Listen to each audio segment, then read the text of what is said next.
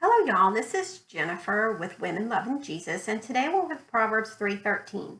Blessed are those who find wisdom, those who gain understanding. I was going over this proverb and I immediately thought about some of the publications I have read a couple of days before. I regularly read Psychology Today, which is a publication from major counselors, therapists, medical doctors from around the United States.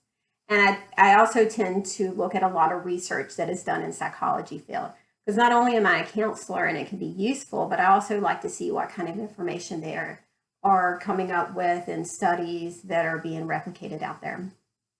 Well, an interesting article that came out was saying that from the year 2000 to 2019, the past 20 years pretty much, there was a bunch of studies that were being done with all this research, and they went back to try to replicate it. And when they went back to try to replicate the results, which means that it's a valid study, they found they could not replicate over 50% of the studies that had been done in the past 20 years in psychology.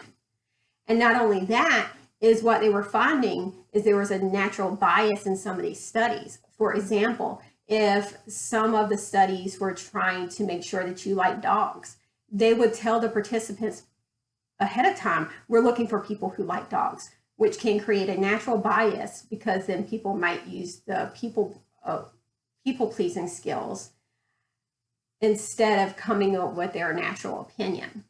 So basically, it just kind of said that there's a lot of flaws in the research that's been happening in our field.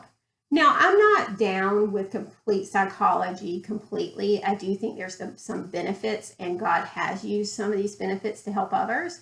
But I do think that this is a prime example of when we're looking at this Proverbs 3:13, this is talking about finding a godly wisdom and not a man's wisdom. Psychology can definitely be about what men think and their wisdom. And when we're comparing those two, God's wisdom is what's going to stand the test of time. Now, we're going through the Proverbs. The Proverbs have been around for thousands of years. People were still using them daily to deal with relationships, business decisions, to deal with family members, to give them wisdom about how to use their life. Psychology today has just proven that a lot of this information in 20 years is not even relevant anymore. That's just in my lifetime itself.